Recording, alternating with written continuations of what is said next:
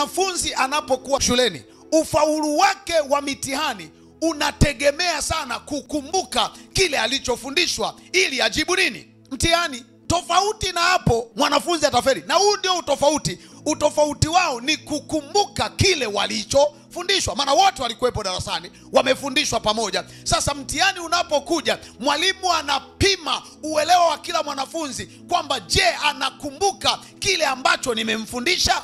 Sasa nisikilize nikwambie, kwenye mambo ya Mungu, adui anajua nguvu ya kukumbuka wema wa Mungu kwenye maisha yako, kwa sababu kukumbuka wema wa Mungu kwenye maisha yako ni ushindi wa changamoto zilizoko mbele yako. Waebrania sura ya 10 mstari wa 32 mpaka 37. Unasikia maandiko yanaposema? Sasa Paulo anawaambia watu, kumbukeni ile nguvu mliokuwa nayo ya kustahimili.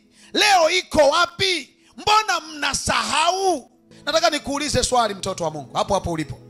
Hivi ni kweli hilo tatizo lililoko mbele yako linalokufanya unyongee, ufike sehemu upoteze hata imani kwa Mungu, ndilo kubwa kuliko yote uliyokutana nayo? Au tangu umekuwepo mpaka hivi leo tunavyozungumza, hujawahi kukutana na changamoto?